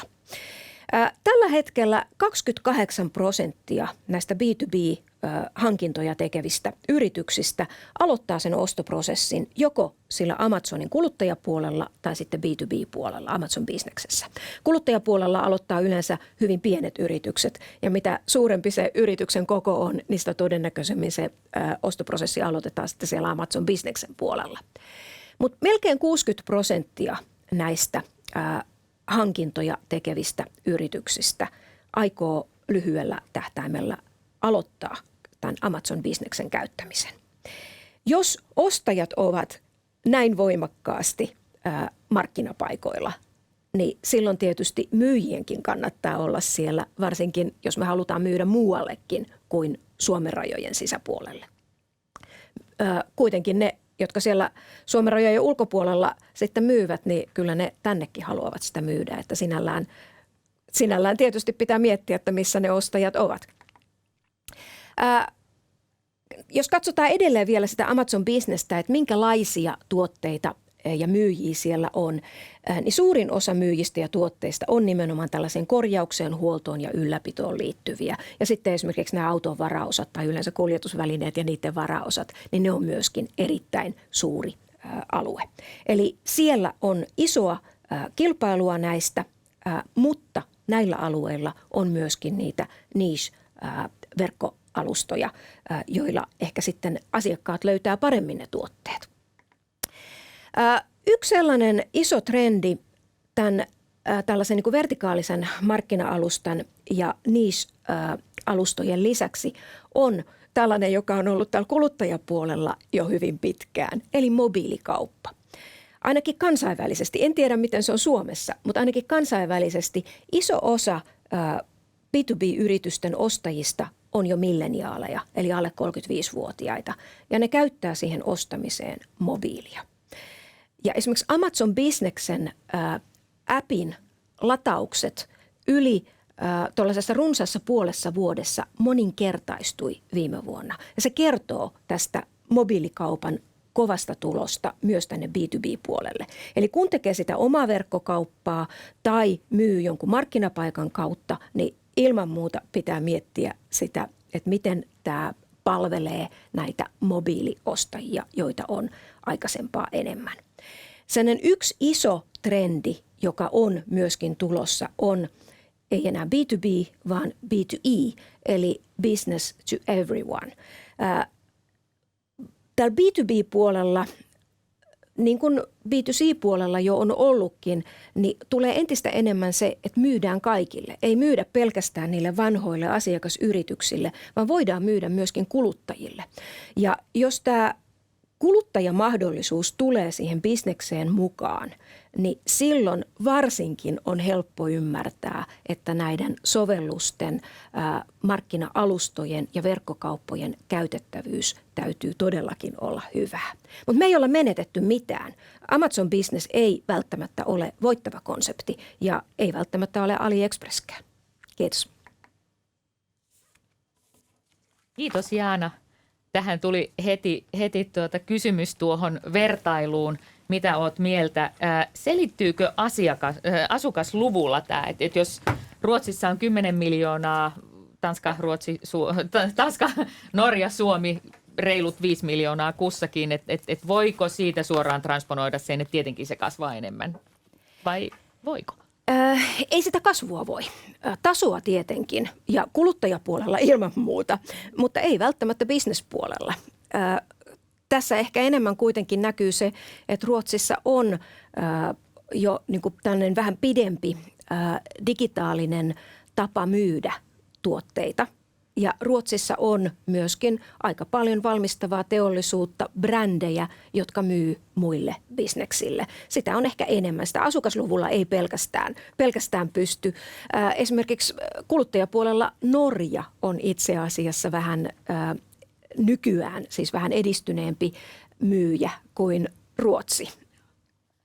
Toinen kysymys, pakko kysyä tässä välissä heti Jaana sulta, mikä on mun mielestä aika hyvä peruskysymys, joka oli itse asiassa meidän järjestöjen niin kuin insentiivinä, että miksi tällainen webinaari piti järjestää. Tosi vähän on tutkimustietoa täältä Pohjolasta, nimenomaan business to business verkkokaupasta ja alustoista. Minkä takia tätä on tutkittu niin vähän? Joo, mulla ei ole tutkimusta siitä, miksi tämä on tutkittu vähän, mutta mä heittäisin sellaisen, että aika montaa markkinatutkijaa ja kaupan tutkijaa kiinnostaa se kuluttajarajapinta. Eli se tuntuu kiinnostavan ja se saa tietysti myöskin mediajulkisuutta enemmän. Että business to business ei tunnu niin kuin yhtä sellaiselta mielenkiintoiselta ja tärkeältä tutkijan näkökulmasta. Kuluttaja on kuitenkin aina se mielenkiintoinen, se on se yksittäinen ihminen. Okei, no katsotaan, miten tilanne tässä muuttuu ja kehkeytyy. Mutta otetaan meidän toinen kotimainen, itse asiassa tässä tapauksessa kyllä myöskin aika kansainvälinen kommenttipuheenvuoro tähän. Mitä verkkoalustoista ja verkkokaupasta tuumaa valmistajamaahantuoja, kuten ranskalaislähtöinen sähköalan suuryritys Schneider Electric? Siitä meille kertoo Suomen toimitusjohtaja Jani Vahvanen. Jani, ole hyvä. Kiitoksia Salla-Maria. Kiitoksia myös Jaanalle ja Jamesille hyvin mun mielestä ajankohtaisista ja selkeistä esityksistä. Kaikki tämä jo käsitelty sisältö on sellaista, mitä minäkin työkseni Suomessa mietin ja hyvin tuttujen asioiden äärellä ollaan. Schneider Electric on iso globaali kansainvälinen yhtiö. Me ollaan noin 27 miljardia euroa liikevaihtoa yli 100 maassa ympäri maailmaa. Toimitetaan energiahallinnan ja automaation tuotteita, ratkaisuja ja palveluita meidän asiakkaille. Ja tämä verkkokauppa on globaalisti, mutta myös Suomessa niin hyvin keskeisessä roolissa jo nyt. Me viime vuonna globaalilla tasolla niin 2,6 miljardia euroa myytiin meidän joko omien verkkokauppojen ja suurimmalta osin meidän partnereiden verkkokauppojen kautta meidän asiakkaille. Kaikkia 900 erilaista verkkokauppaa ympäri maailmaa, minkä kautta 60 maassa toimitaan. Eli tämä on hyvin keskeistä ja tärkeää jo nyt. Seuraavan 3 vuoden aikana me arvioidaan, että tämä liiketoiminta puhtaasta verkkokaupan kautta tulee yli 2-kertaistumaan, eli ollaan siinä pitkälle yli 5 miljardin bisneksessä maailmanlaajuisesti. Mä tässä omassa puheenvuorossani vähän kommentoin, niin kuin Salla-Mari sanoikin, niin Jamesin ja Jaanan viestejä siitä näkökulmasta, että mitä me niin kuin Suomessa kansainvälisen yhtiön edustajana Suomessa tästä asiasta oikein mietitään, minkälaisia asioita me pohditaan, mistä tässä meidän mielestä on niin kuin sit viime kädessä kysymys ja mitä me aiotaan tehdä, minkälaisia asioita me halutaan tulevaisuudessa priorisoida. No mitä me mietitään? Ihan ensimmäinen asia mun mielestä tässä on varmasti meille kaikille, myös siellä esitystä kuuntelevien yritysten edustajien kannalta keskeistä on se, että me ymmärretään, että ostotavat ja ostopolut on muuttunut. Se on fakta ja näin se on. Ja viimeistään tässä kohdassa pidän sitä tosi tärkeänä, että tilanteessa, jos me ymmärretään tämä muutos, niin me vähän pysähdytään ja halutaan laittaa meidän omat perusasiat kuntoon. Kysyä itseltämme, että mitkä ne perusasiat on, mitä se tarkoittaa. Mitä se tarkoittaa niin kuin markkinan, strategian, markkinapeiton, tuotteiden kannalta, kun ostotavat ja ostopolut on muuttunut ja me mennään enemmän ja enemmän verkkokauppaan. Keskeisenä asiana siinä on se, että sähköisessä kaupassa, verkkokaupassa meidän on aika vaikea kontrolloida sitä, että minkälaisia ihmisiä tulee sinne linjojen toiseen päähän ostamaan tai tutustumaan meidän tarjoamaan. Eli se kysymys, että miten me tunnetaanko me meidän asiakkaat ja ymmärretäänkö me he, minkälaista asioista he on kiinnostuneita. Meidän teknisellä alalla niin mun mielestä mielenkiintoiseksi tämän tekee se, että me käytetään termiä asiakaspersona. Eli se sama ihminen, riippuen siitä, minkälaista työtä hän tekee tai minkälaisessa yrityksessä hän on töissä, niin hän voi edustaa vaikka, hänellä voi olla hyvin erilaiset sen asiakaspersonan kautta tarpeet. Jos olet töissä vaikka sähköurakointia tekevässä yrityksessä tai rakennusliikkeessä tai olet sähkösuunnittelija tai olet sisustussuunnittelija, sillä samalla ihmisellä, ja sitten olet kuluttajana myös asioita niissä verkkokaupoissa, niin voi olla hyvin niin kuin erilainen tarve ja erilainen se polku, mitä hän haluaisi sieltä verkkokaupasta löytää. Ja tätähän on niin kuin vaikea, tai sen niin kuin verkkokauppaan hyväksi tuominen ei ole helppo asia. Eli kyllä me puhutaan ja mietitään paljon sitä, että perusasiat kuntoon ja meidän pitää tuntea ja ymmärtää, että minkälaisia asiakasrooleja tulee verkon kautta tutustumaan meidän tarjoamaan ja minkälaisista asioista he ovat sen heidän niin kuin roolin kautta kiinnostuneita. Tämä on se ihan ensimmäinen asia, mitä me pohditaan. No toinen asia, joka liittyy tähän asiakaspersoonaan, niin liittyy sitten tietenkin siihen dataan, siihen tietoon, että mitä me voidaan kerätä. Ja tämä tiedon omistaminen, että ollaan me joko Schneider omalla verkkokaupalla markkinassa tai me ollaan tukemassa meidän kumppanin verkkokauppaa, niin mikä on se tieto, mitä me voidaan sieltä kerätä? Ihan pelkästään sen takia, että jotta me ymmärrettäisiin, että minkälaisista asioista ihmiset on kiinnostuneita. Hyvin usein niin kuin syyllistytään kaikki me siihen, että me pidetään itsestäänselvyytenä sitä, että se meidän juttu on kiinnostava, meidän tuote on kiinnostava, tai asiakkaalla automaattisesti joku haluaa olla siitä kiinnostunut ja ostaa sitä. Mutta kyllä sen ymmärryksen lisääminen, että minkälaisista asioista he on kiinnostuneita ja sitä kautta niin lähteä sen asiakaspersonan kannalta niin personoimaan sitä asiakaskokemusta niin, että markkina kokee siellä verkkokaupassa asioimisen niin kuin hänelle itselleen merkitykselliseksi, että hei, mä saan tästä jotain, tämä on hyvä. Ja tämä on kyllä niin kuin se hyvin keskeinen asia ja mitä mietitään. Ja tämä datanhallinta ei ole helppoa, ja siihen liittyy GDPR-asiat, siihen liittyy monet asiat, että minkälaista tietoa me saadaan ja pystytään joko suoraan tai meidän kumppaneiden kautta yhdessä niin markkinasta keräämään. Kolmas asia, mitä me tällä hetkellä mietitään paljon, on tämä vastuullisuus. Vastuullisuus korostuu meidän yhteiskunnassa, vastuullisuuden tavoittelu ja siinä kehittyminen korostuu meidän yhteiskunnassa joka puolella. Se korostuu hyvin vahvasti verkkokaupassa tällä hetkellä. Me nähdään, kun me kerätään dataa siitä, että mistä ihmiset asiakaspersonan tai ihan omana yksilönä ovat kiinnostuneita, niin he ovat entistä enemmän niin kuin kiinnostuneita mukauttamaan omia kulutustottumuksia vastuullisempaan suuntaan. Ihmiset on kiinnostuneita esimerkiksi verkkokaupassa löytämään vaihtoehtoja, että millainen pakkausmateriaali, millainen pakkauskoko, onko toimitustapa vastuullisempi, ympäristöä vähemmän kuormittava kuin joku toinen toimitustapa. Ja tämän tyyppisiä asioita haetaan yhä enemmän ja silloin sen niin kuin, tiedon helpoksi tuominen sinne verkkokauppaan, niin me pidetään kyllä tällä hetkellä tosi tärkeänä ja pohditaan kovasti, että mitä me Schneider Electricina pystytään tähän tuomaan.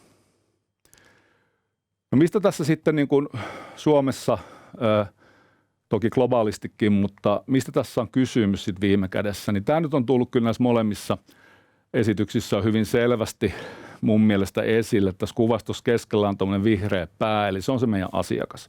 Kuka ikinä se asiakas sitten onkaan, niin muistetaan aina, että se asiakas on keskiössä ja asiakas on keskellä ja asiakkaalla on tässä nykytilanteessa niin laaja joukko, laajentunut joukko mahdollisuuksia monikanavaisesti käydä meidän kaltaisen yhtiön tai meidän kumppanin kanssa tehdä yhteistyötä. Eli tämä sama ihminen, niin se katsoo Schneider Electricia suoraan ja se katsoo ehkä meidän jälleenmyyjäkumppanin kautta. Se katsoo meitä muiden sähköisten kauppapaikkojen kautta. Ja se voi törmätä meihin ihan niin kuin meidän brändiin ja meidän läsnäolo vähittäiskaupassa ja kännykkä kädessä ja ihmettelee sitten sieltä, että miten tässä niin kuin monikanavaisessa ympäristössä, tai me ihmetellään, että miten me tavoitetaan se asiakas tässä monikanavaisessa ympäristössä mahdollisimman tehokkaasti. Selvä on se niin kuin meidän kaltaisen yhtiön kannalta, että nämä asiakasvaatimukset on kasvanut, ne on kasvanut niin kuin sen sisällön, ne on kasvanut sen kokemuksen kannalta, että missä se rima menee, että mikä on niin kuin hyvää, mikä on heille riittävää. Niin vaatimukset on kasvanut, eli meidän pitää kyetä olla koko ajan parempia. Mä itse pidän sitä meille kaikille, ja tämä ei niin kuin liity varsinaisesti verkkokauppaan, niin hyvin keskeisenä on muistaa se, että millä me tuodaan asiakkaalle hyötyä. Ei pidetä itsestään selvänä siitä, että nyt meillä on hyvä verkkokauppa, jes, se tuo asiakkaalle hyötyä. Ei pidetä itsestään selvänä siitä, että meillä on joku hieno tuote, jes, asiakkaalle hyötyy, tai meillä on hyvä saatavuus tai hyvä markkinapeitto Suomessa, vaan mietitään sitä sen meidän asiakkaan kannalta, että mitä ikinä me tehdään, mihin me ikinä me panostetaan, mihin ikinä me investoidaan, niin miten me voidaan tuoda asiakkaalle hyötyä. Tässä oli musta hyviä kysymyksiä ja viittauksia näihin Alibaboihin ja Amazoneihin ja muihin, niin mä oon samaa mieltä, että tapoja, kauppapaikkoja, tapoja peittää markkinaa, asiakkaan tarpeita, niin on valtavasti hyviä. Siihen ei kannata keskittyä, että tuleeko joku tänne tai eikö joku tule tänne, vaan keskittyä siihen, että meillä on meidän liiketoiminta, miten me voidaan toimia mahdollisimman fiksusti, että me tuodaan sille meidän asiakkaalle hänen kokemana hyötyä. Silloin varmasti pärjätään.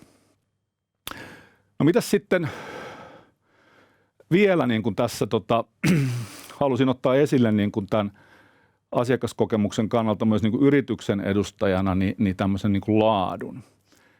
Eli hirveän hyvä asia mun mielestä, mitä enemmän me mennään digitaalisiin prosesseihin, niin me myös vähennetään yrityksen sisältäpäin katsottuna inhimillisten virheiden mahdollisuutta. Eli kyllä me samalla, kun me tuodaan sitä asiakaskokemusta ja pärjätään siellä monikanavan maailmassa, niin me yrityksenä itse ajatellaan, että me vähennetään virheitä, me tehdään prosessista enemmän automaattisia ja sitä kautta parannetaan myös asiakaskokemusta ja ollaan siellä, missä se asiakas siellä monikanava ympäristössä liikkuu. No mitä me sitten aiotaan tehdä yhtiönä? Puhun nyt Suomesta, että minkälaiset asiat on meillä tällä hetkellä päällimmäisenä, mitä tulee B2B-verkkokauppaan. Ensimmäinen asia on se, mistä mä puhuin, tämä asiakas- ja asiakaspersonan ymmärtäminen, niin siihen me tehdään kovasti työtä. Me ollaan palkattu ihmisiä, jotka tekee sitä työtä, että miten me voidaan niin kuin hyvin laajalla tuotesortimentilla, hyvin niin kuin laajalla markkinaläsnäololla, niin paremmin positioitua sähköisessä verkkokaupassa sen asiakaspersonan, asiakastarpeen mukaiseksi.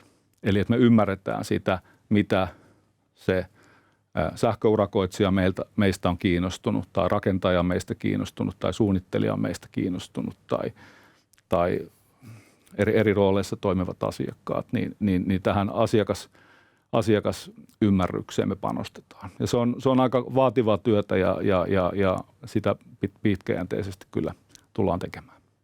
No toinen asia, mitä me ollaan jo tehty ja mitä me ehdottomasti jatketaan ja koskee kaikkia meidän kumppaniyrityksiä Suomessa, niin meillä on niin kuin äärimmäisen tärkeää jatkossakin tukea lisää sisällöllä, ideoilla, resurssoinneilla niin meidän kumppaneiden sähköisiä kauppapaikkoja. Eli se on tällä hetkellä Suomessa meidän ylivoimaisesti voimakkaimmin liikevaihdolla mitattuna kasvava myyntikanava on meidän kumppaneiden sähköiset kauppapaikat. Meillä on muutamia kumppaneita, jotka on siinä tosi hyviä ja mun mielestä vienyt meidän toimialaa Suomessa eteenpäin. Ja tähän kehitykseen halutaan jatkossa panostaa. No kolmas asia liittyy kyllä sitten siihen, puhuin tuosta datasta ja asiakaspersoonasta, niin kyllä me koko ajan panostetaan ja mietitään sitä, että miten me investoidaan lisää meidän digitaaliseen kanavaan, sisältöön, millä tarjoamalla, minkä vuoksi, digitaalisen sisällön laatuun ja saatavuuteen. Ja tässä kyllä on se pääpointti on minulla se, että kyllä meidän pitää niin kuin olla valvomassa markkinassa meidän omia intressejä, eli luoda sellaisiin digitaalisiin kanaviin sellaista sisältöä ja liikennettä, josta me saadaan kerättyä sitä asiakasdataa. Me kaikki ymmärretään, että kun ollaan kumppaniliiketoiminnassa, niin se asiakasdata, eli se vaikka, mistä mainitset, mistä ne ihmiset on klikeillänsä ilmaisia kiinnostusta, niin se on aina sen KO-kauppapaikan omistamaa dataa. Niin kyllä me silloin koko ajan mietitään, että mitä me voidaan tehdä. Enemmän tarkoitamisia markkinoinnillisia toimenpiteitä ja ehkä voi olla jotain showroomeja, sähköisiä showroomeja tai kauppapaikkojakin, minne me halutaan luoda liikennettä oppiaksemme, että mistä meidän asiakkaat, meidän asiakaspersoonat on Schneiderin ratkaisusta kiinnostuneita. Kiitoksia. Kiitos Jani, ja tänne on singahtanut sulle heti yksi kysymys ennen kuin otetaan tähän meidän loppuyhteenveto ja parit kommentit, mutta oletteko Schneiderilla huomanneet todeksi James Hardyn viestin, että hinta ja valikoima ei välttämättä ole kilpailutekijöitä, kun verrataan alustatalouksiin? Mikä on teille yksi tärkein kilpailuedun rakentamisen tekijä? Tämä oli hyvä kysymys. Mä tässä lämpiössä Jaanan kanssa juttelin ja itse sanoin ilman, että kukaan kysyi, että mä sanoin tämmöisen lauseen, että mulla on vähän sellainen fiilis, että se tässä sähköisissä kauppapaikoissa, niin markkinahan lähti aikoinaan, kun lähti lentoon ja kiihtymään, niin se oli nimenomaan valtavaa sortimenttia mahdollisimman halvalla hinnalla. Että se oli se ihmisten odotusarvo ja se intressi. Niin sanoin Jaanalle, että mulla on sellainen olo, että se ei ole enää niin, vaan ihmiset on enemmän asiakkaat, koska sitten tulee kilpailua ja kaikki pystyy tarjoamaan sitä samaa, niin millä sä kilpailet sitten siinä, niin sanoin tuossa aikaisemmin, että kyllä se on sen niin kuin asioinnin helppous ja sitten ennen kaikkea asiakkaalle hyödyllisen tiedon hänelle saattaminen, eli esimerkiksi miten vaikka siellä meidän sähköisellä kauppapaikalla tai meidän kumppanin sähköisellä kauppapaikalla, niin mihin kaikkeen muuhun sitä meidän tuotetta voidaan hyödyntää tai jonkun muun meidän tai meidän jonkun muun toimijan tuotteita yhdistelemällä saada enemmän hyötyä. Eli tällaisen niin kuin substanssiarvon, lisäarvon tuominen sinne niin on se kilpailuetu sen helppokäyttöisyyden lisäksi. Okei, hyvä.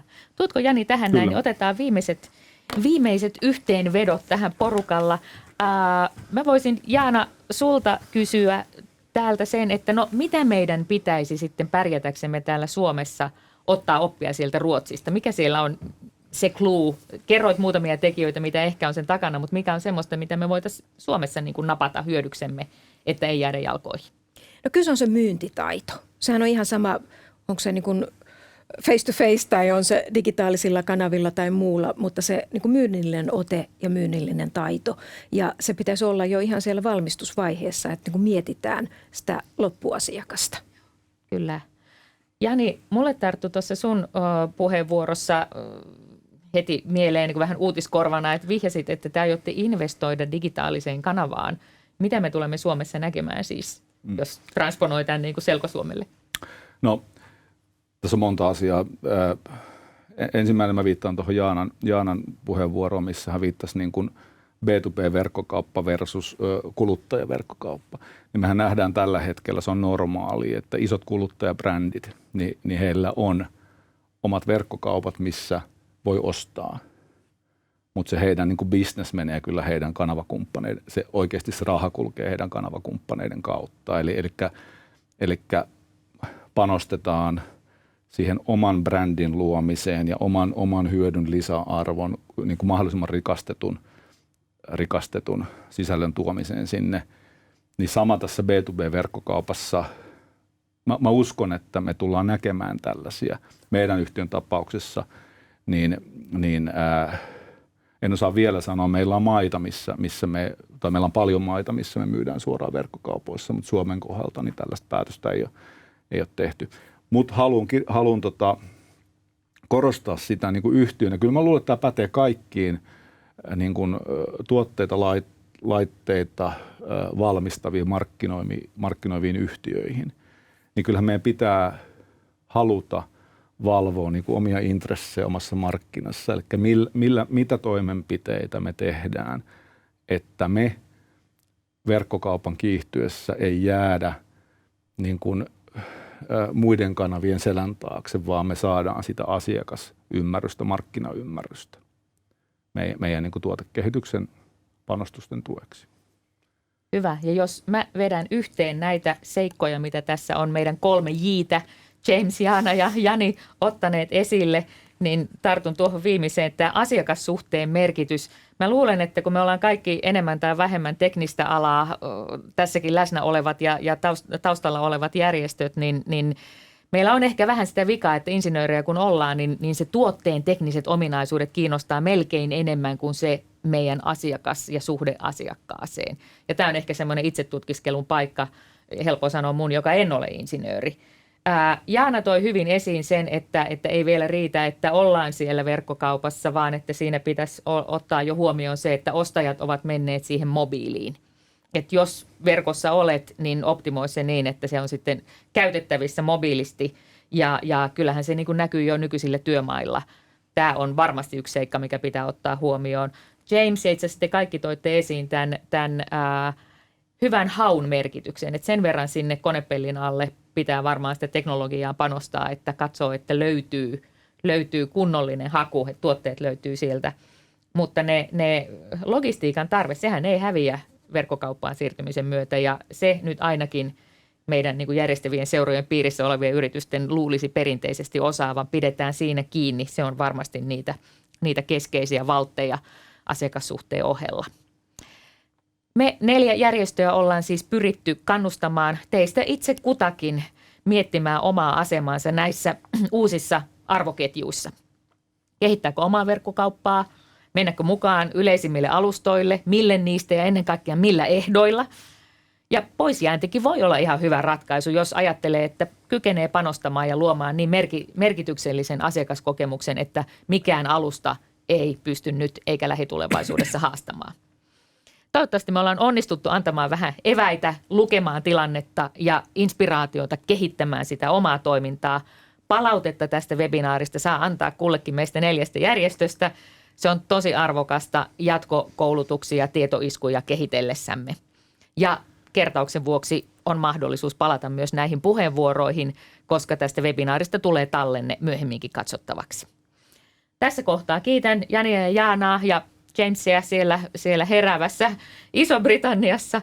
Kiitokset Rasin, Teknisen kaupan liiton, LVI-infon ja STK:n puolesta siitä, että käytitte perjantai-aamuanne tähän. Oikein hyvää loppupäivää ja oikein hyvää kaupallista kevättä ihan kaikille.